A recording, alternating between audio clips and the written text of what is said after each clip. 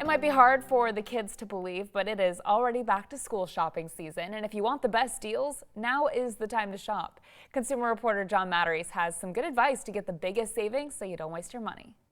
Inflation is top of mind for parents this year. Inflation, everything's been crazy. So Angel Ballard was shopping Walmart for items for under $1. Trying to be mindful of where the dollars are going and making sure the dollars make sense.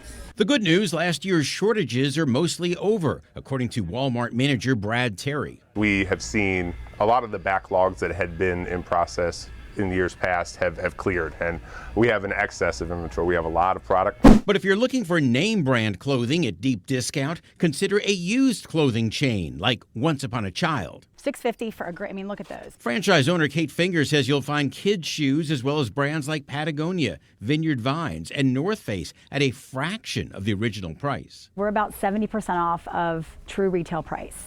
So you can come here and the selection's great. You can find all the brands that your kids like under one roof.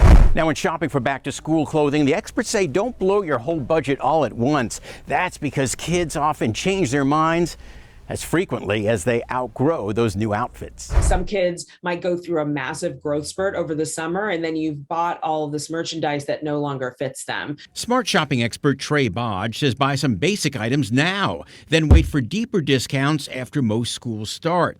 Also, take advantage of tax-free weekends now offered in more than 20 states. And if you're paying a membership to Sam's Club or Costco, check out their back-to-school section too. Especially if you have multiple kids who need lots of notebooks, lots of folders, pens. You could buy those items wholesale and split them up amongst your kids. So check out warehouse clubs, hit Walmart and Target for dollar items, and check out used clothing stores. And that way you don't waste your money. I'm John Matteries.